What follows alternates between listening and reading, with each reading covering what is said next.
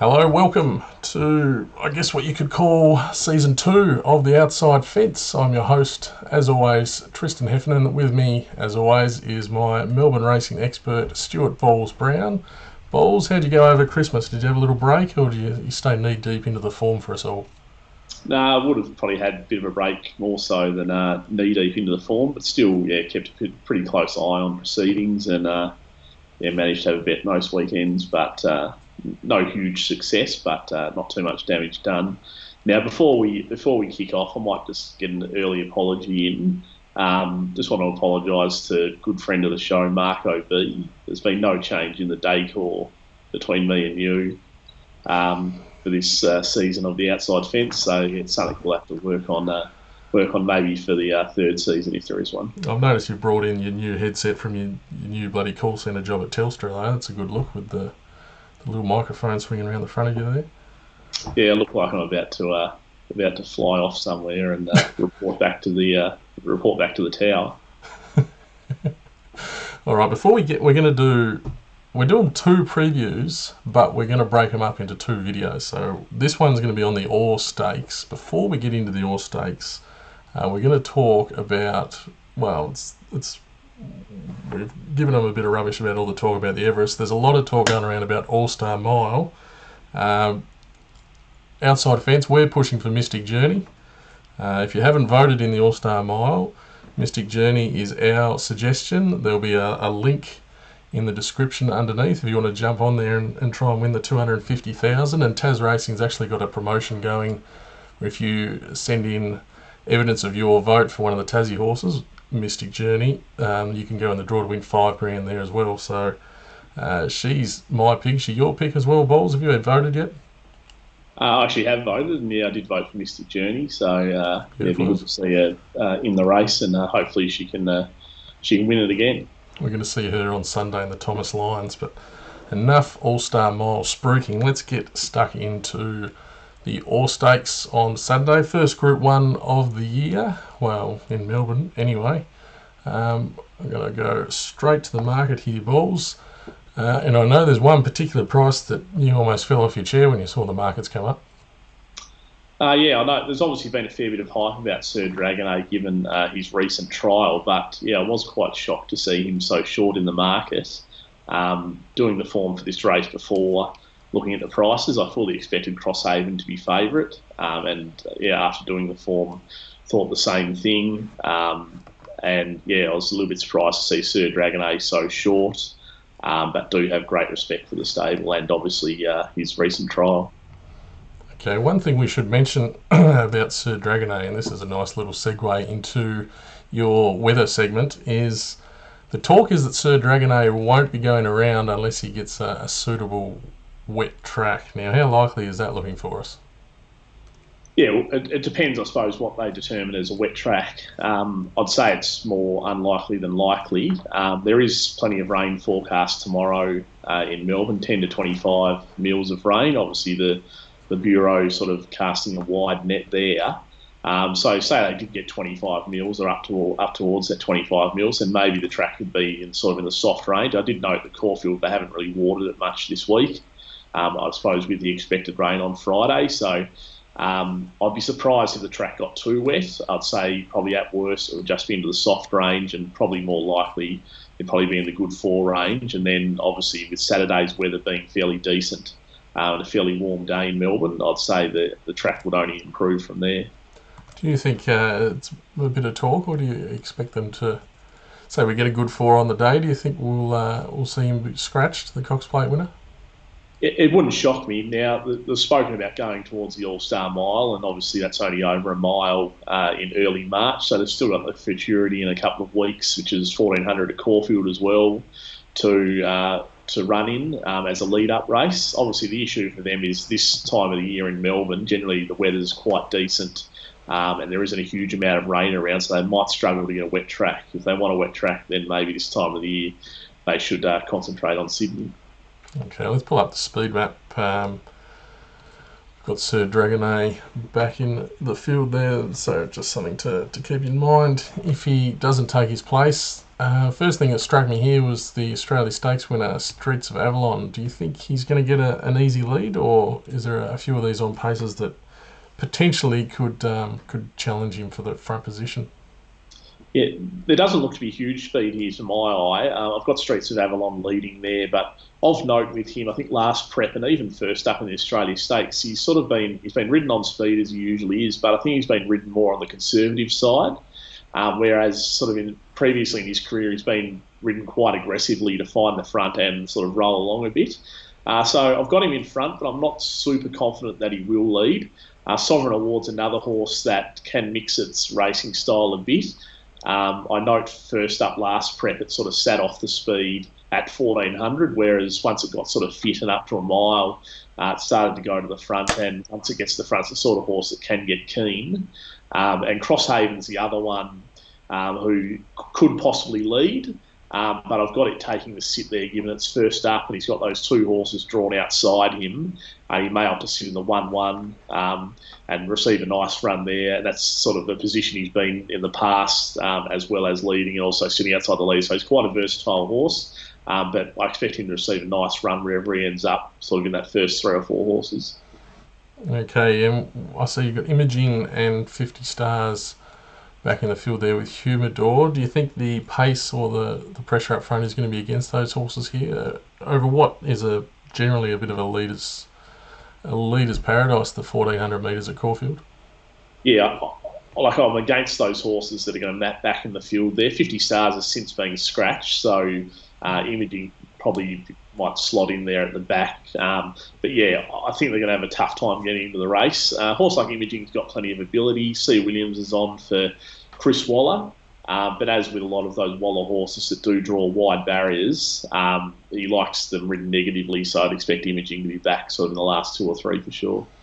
Okay, thanks to Punting Form there for the speed map, and we're using the punters odds comparison tool for our prices, so thank you to them. We're going to jump into Sir Dragonet's Trial, because this is what everyone is talking about here, Balls. This Cox Plate winner coming to the trials, jumping out and leading them up and winning untouched. First of all, I'll get your thoughts on the trial, and I've got no doubt it probably surprised you how well he went here. Yeah, he definitely did. Obviously, this was a 1200 metre trial, but generally you'd think he'd sort of need this trial, but he bounced out fairly quickly, found the front. They didn't go overly quick, as obviously they don't in most trials, but as you can see, he was barely touched here by the jockey and won quite easily. He's got sort of a couple of smart horses chasing after him with Nonconformist and Night's Watch down the outside there, but as you can see, he's sort of hasn't got out of second gear there, and a very soft trial. What do you make of obviously all his form is over longer journeys? What are you making of the 1400 fresh? If he was an Aussie horse all the way through, we wouldn't be really thinking twice about him kicking off here in the Orr Stakes, but just given he's got that English background, what do you sort of make of him at these shorter trips? Do you think maybe he's been potted unfairly just because we haven't seen anything from him at this trip? Yeah, possibly. Obviously, he hasn't raced below 2,000 metres, so yeah, this 1400 is obviously an unknown for him. As you can see, he was quite spry in that trial there. He's from a good stable with Mar and Eustace. They obviously know what they're doing. And I think him being a stallion still, they'd be quite keen to get a Group 1 win sort of around that 1,1600 metre thing. So range. So I'd imagine he's sort of near enough ready to go. Obviously, a bigger prize later in the carnival, but yeah, I definitely think it's a query 1400, particularly 1400 around Caulfield with a few sort of nippier horses up on speed, and that's sort of a lot of the reason why I'm sort of a bit hesitant to get stuck into him at the current price. Okay, the next race. Actually, I'll just jump in there. I do remember something my old man used to tell me. He said these stays they still can go as fast as the sprinters when they're nice and fresh. So.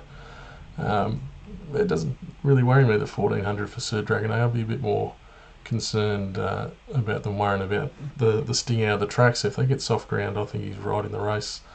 Sir Dragonet, let's go and have a look at the Australia Stakes here. Now, this is won by Streets of Avalon. We see him settling outside the leader, and then back in the field was Arcadia Prince, who comes here as well. I like this win by Streets of Avalon. He hadn't done a lot early in his prep leading into this race. It's a bit of a nothing race, I'll give you, but I like the fact he was able to sit outside the lead and win here, Balls. Yeah, as you mentioned, it was quite a weak race. Obviously, a small field. Viridine was the favourite there in the Godolphin Balloon. He did a fair bit wrong, not really getting around Moonee Valley, wanting to hang, and just didn't travel as well as you'd hope. But Streets of Avalon sort of controlled this race from outside the leader. They only went slowly. He's run the best 600, 400, 200 of the meeting, which you'd probably expect given it was sort of the high-class race of the meeting, and they have gone nice and slow. And he's been able to sprint home, but he can only do sort of what do as much as he's done there. The jury's out. The jury's out a little bit for me still with Streets of Avalon. I didn't like his last prep. He sort of looked like he'd gone backwards a little bit, or maybe reached his mark. That's a little querying. He's sort of been in the right spot at the right time, being a fairly weak field there first up, but. As we saw with the map there, he's likely to get a good run on Saturday. He's a bit of a specialist, Caulfield 1400. He loves dry ground there as well. So he definitely ticks a few boxes. And if he's sort of around that $10 mark, I wouldn't talk anyone out of having something on him. So I mentioned that his record early in his preps isn't great. Do you think he's been flattered here and maybe he hasn't gone as well? And maybe he's sort of run up to his previous fresh form just because of the nature of this small field, perfect run, pretty weak affair. It definitely wasn't an Australia Stakes. It was Australia Stakes in name only, really. Yeah, I definitely don't think he would have sort of come back a better horse or anything like that. I doubt he's got much improvement in him. But yeah, this win sort of shows he's going well enough. And even Saturday's race, it's not the strongest Orr Stakes I've ever seen, so he probably doesn't have to... He'd have to improve out of this run, but if his best form would be good enough to win on Saturday, it's just whether you can trust that he's going to find his best form. Okay, let's have a look at our third replay here, and that is going all the way back to the Caulfield Guineas Prelude, which we covered on the outside fence back earlier in the season. And that was the horse that you were quite keen on when we looked at the prices here, the 3-year-old Crosshaven. This was over the Caulfield 1400 metres, just like the Orr Stakes, and I get a feeling you're going to make a pretty good case for this horse here, Balls. Yeah, as probably you could tell earlier on, I'm quite keen on this horse in this race. As you said, we've gone back into the Guineas Prelude 1400 Caulfield, so he's got good experience at the track and distance. This was a fairly dominant win sitting up on the speed. They didn't go hard in this race, so you're sort of entitled to win, but I like the style of what he did. After this, he ran a good race in the Caulfield Guineas, sitting close to a fast speed, and then won the Carbine Club, fighting back to beat Asar, who's quite a handy 3-year-old and sort of performed okay last week in 3-year-old grade. But yeah, I'm not sure that's what you were saying about Asar last week, Balls. I think I gave it life and drinking milk. But yeah, I just think in this race, Crosshaven ticks plenty of boxes. It's going to sit on speed with the map. It's had a trial since where it wasn't the prettiest trial I've ever seen. It was ridden out to win, but that's sort of who Crosshaven is. It's not the sort who's going to sort of dominate a trial or look really pretty winning a trial. So it didn't faze me too much that he sort of had to work a bit. You know he's going to be fit. He would have been set for a race like this first up. As I mentioned, he's on speed. A 3-year-old won this race last year, and they tend to have a pretty good record in the race as well. So I think he's going to have every chance in this race, and he's the horse they're going to have to run down. He's definitely going to look the winner at some stage early in the straight. You make a very good case for him for me there, Balls. I'm going to pull up the market again. They're the 3 replays we're going to go through. Of the horses we haven't mentioned, you did talk a bit about imaging when we looked at the map. Is there anything more you'd like to add on his chances? Well, yeah, he's had a couple of trials in Sydney where he wasn't asked to do much. They were sort of pretty quiet, sort of typical Chris Waller trials. They're very quiet, sitting out the back, making a little bit of ground late. His first up run last prep was very good behind Eduardo. And he's quite unlucky in a couple of runs last prep as well. So I don't think you can rule him out as a winning chance. But as I mentioned, he's probably got those map problems. He's going to be back in the field. He's going to have to come wide, probably run past the horse like Sir Dragonet as well if he does take his place. So I think he's probably more a place chance than a winning chance. But yeah, I wouldn't fall off my chair if he did win the race. Okay, there's another interesting runner here is the 9 Sovereign Award. We've talked about him as being one of the on paces. Can you make a case for him at all? You've done a me there. You've given Sovereign Award a sex change, No, but first one for the new season. So yeah, she's quite an intriguing runner in this race because she's definitely got plenty of ability. She can do a bit wrong in her races, and she seems to be getting better every prep she comes back as well. This is a big step up from what she's been running in, and she won a stakes race, her last run of last prep on Cox Plate Day, and was sort of suited the way the track was playing at that stage of the day then as well, leading all the way. So Dee Oliver takes a ride here too. Obviously got to respect Danny O'Brien putting her in this race. So yeah, as I mentioned, she's definitely an intriguing runner, but at $10, I want to see her go round first before outlaying my money on her. Okay.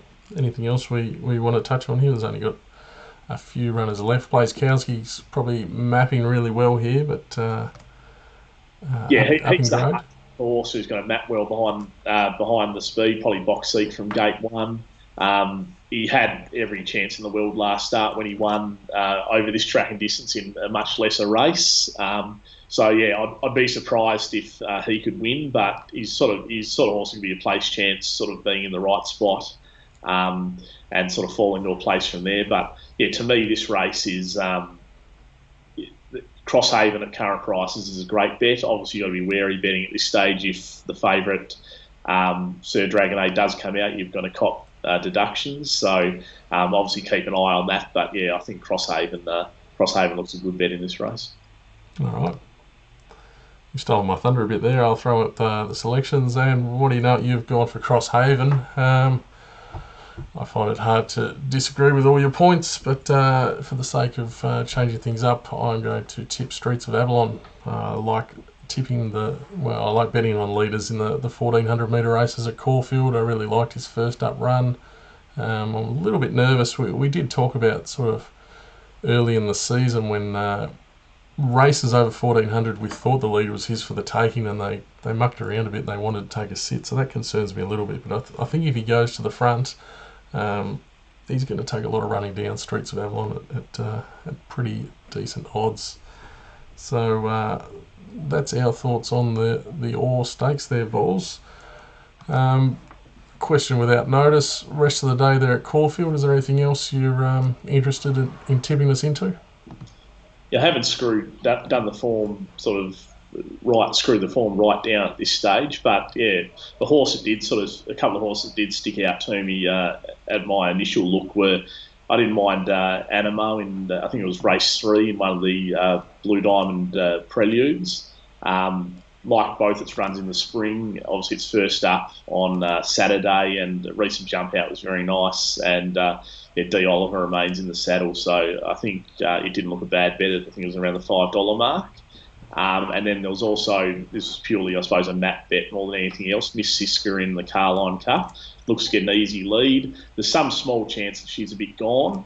I haven't actually had a chance to check out her 2 trials in New South Wales yet for this prep, but all the runs with Matthew Smith have been a bit ordinary. But she did win this race last year. She's back down to Melbourne now. She's likely to get her firm ground that she likes. D Lane gets back on as well, which won't hurt. And as I mentioned, she does look like getting an easy lead in this race. I was a little bit surprised to see her around the $10 mark in early markets, but as I mentioned, I would warn that there is probably some chance that she might be a bit gone, but you're definitely going to find out whether she is or not on Saturday. Beautiful. Come up for a couple of us for us there, Balls. Thank you for your time. We're going to cut this video off here.